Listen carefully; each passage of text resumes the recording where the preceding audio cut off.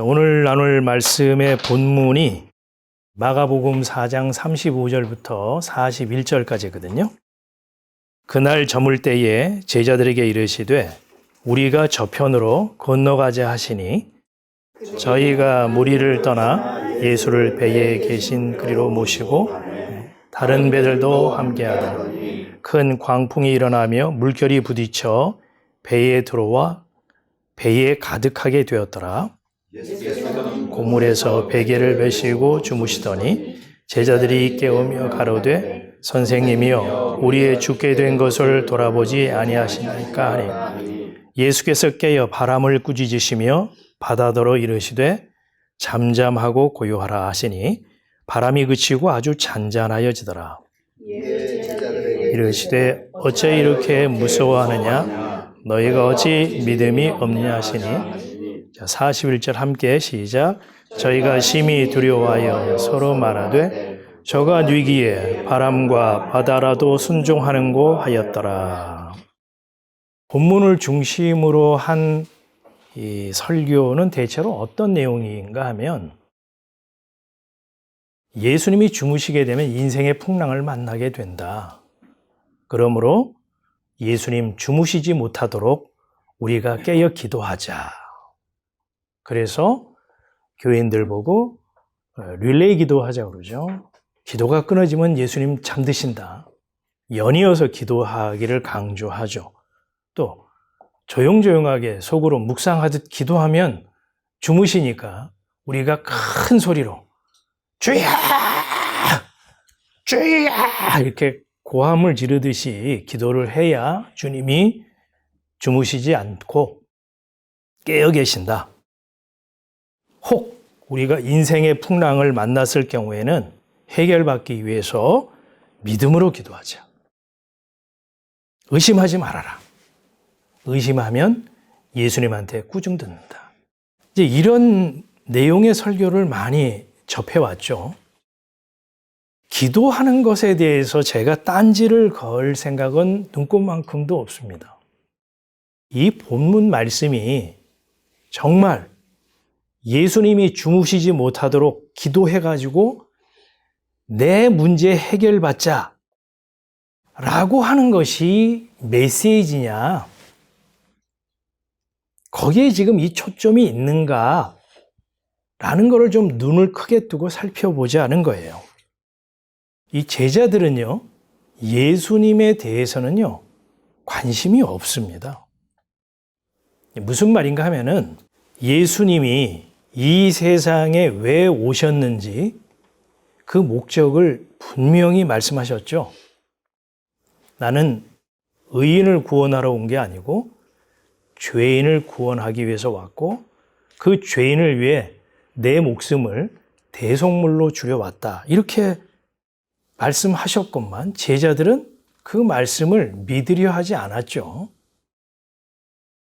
베드로는 뭐라고 반응을 보였냐면 우리가 모든 걸 버리고 예수님을 따라왔는데 죽으시다뇨?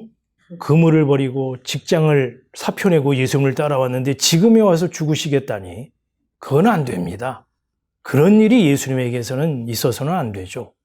예수님을 막아섰던 게 베드로예요. 또 제자들은 예수님이 언제 죽으시는가 그 죽음의 때에 대해서는 관심이 전혀 없었어요. 예수님이 이 땅에 왜 오셨으며 예수께서는 언제 돌아가셔야 하는지 이 내용을 우리가 안다면 본문에서 말하고자 하는 메시지가 뭔지 우리는 어렵지 않게 발견할 수 있게 된다는 겁니다. 제자들은 예수님의 말씀에 따라서 배를 띄웠죠. 갈릴리 바다에 배를 띄웠습니다. 갈릴리 바다는 원래 호수죠. 전체 길이는 53km 정도가 되고요. 수심은 평균 26m. 제일 깊은 곳은 43m입니다. 제자들의 대부분은 갈릴리 출신이죠. 갈릴리 바다에서 잔뼈가 굵은 뱃사람들이에요. 그들은 이 배와 바다에 대해서는 누구보다 잘 알고 있는 노련한 전문가죠. 이에 비해서 예수님은 목수 출신입니다. 아버지 요셉이 목수였죠. 아마 예수님은 이 성장 과정 속에서 아버지의 일을 도우면서 목수의 일을 했을 거예요. 자, 한 배에 탄 목수 출신 예수, 그리고 어부 출신 제자들, 그들에게 전혀 예상치 못한 돌발 상황이 발생을 합니다. 광풍이 몰아닥치죠. 제자들은 배와 바다에 대한 그 지식, 그리고 경험, 이걸 좀 총동원해가지고 어떻게 해서든 이 광풍과 싸워서 살아남아야겠다라고 사투를 벌였을 거예요. 하지만 그들의 모든 수고와 노력은 허사였죠. 배에 물이 가득 차서 이제 배가 침몰할 위기에 놓이고 말았습니다. 절체절명의 상황이죠. 이때 예수님은 뭐하고 계셨느냐? 배 뒷부분에서 주무시고 계셨어요. 육신이 피곤해서 예수님은 세상 모르고 잠에 취해 있었던 걸까요? 어쨌든 제자들은 자기 나름대로 열심히 살아보겠다고 최선을 다했지만 문제가 해결되지 않고 이제 죽음의 상황에 직면하게 되자 다급하게 예수님을 깨웁니다. 선생님, 뭐 이거보다 더 다급했겠죠. 더 큰 소리로 외쳤을지도 몰라요. 우리가 죽게 되었는데 모른 척 하십니까? 이렇게 소리를 쳤어요. 이 제자들의 목소리에는요, 예수님에 대한 짜증과 원망, 불평이 묻어 있죠. 제가 현대어 버전으로 한번 표현을 해볼게요. 스승님! 일어나세요. 아니, 배를 띄우라고 해서 우리가 순종하는 마음으로 갈릴리 바다에 배를 띄웠는데 이렇게 광풍을 만나가지고 지금 인생 끝장나게 생겼어요. 이 와중에 그래 잠이 오세요? 잠이 와요? 뭐라도 좀 해보세요. 뭐라도. 신통력이라고 하는 건 이럴 때 써먹는 거 아닙니까? 요 사건 바로 전에 어떤 일들이 있었냐면 예수님이 아주 기적 같은 일을 많이 행하셨죠. 중풍병자를 고치시고요. 문둥병자를 낫게 하시고 베드로의 장모의 열병을 고쳐주시고 귀신을 쫓아내셨잖아요. 그걸 제자들이 두 눈으로 다 봤단 말이에요. 그럼 예수님이 주무시고 있으면 안 되는 거잖아요. 그런 신통력은 이럴 때 써먹어야지 언제 써먹고 주무시고 있느냐 이거예요. 일어나세요. 자, 제자들의 이러한 반응과 태도는 매우 어색하고 네 가지가 없어 보입니까? 사람으로서는 자연스러운 반응이죠. 자신의 생존의 위협을 받는 상황 속에서 사람들이라면 누구나 보일 수 있는 반응이에요.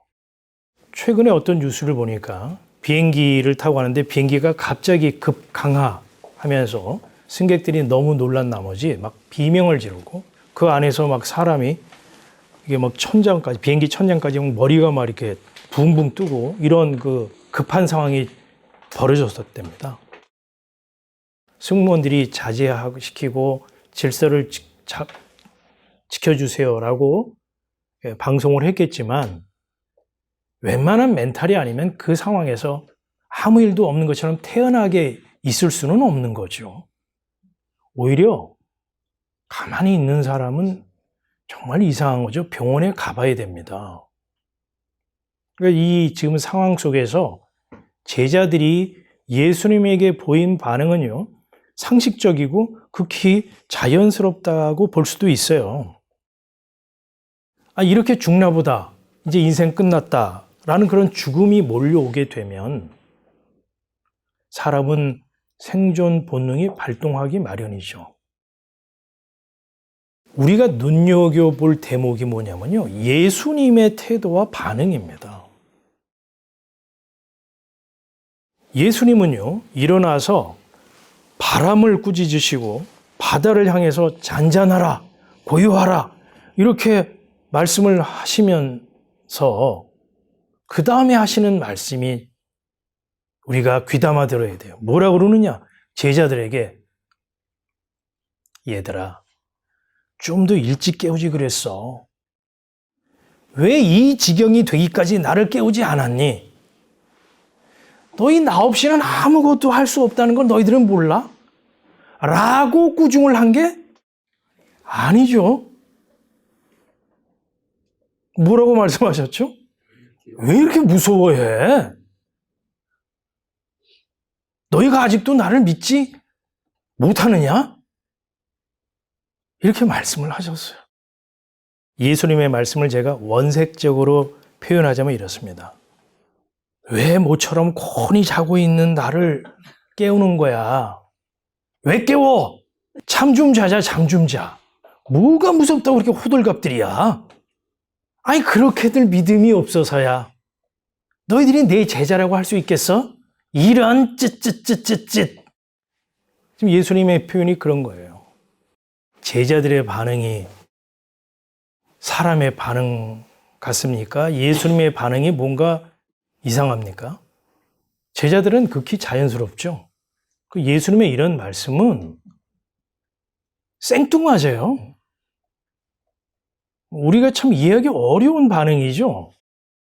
앞서 얘기했지만 예수님이 언제 죽으셔야 하는지에 대해서 제자들은 관심도 없고 믿으려고도 하지 않은 그것에 대한 믿음 없음이라고 지적을 한 것이죠. 다시 말해서 예수님이 죽으실 때가 아직 아니라는 말이에요. 예수님은요, 광풍 때문에 배가 침몰해서 바다에 빠져 죽어야 할 운명이 아니고요.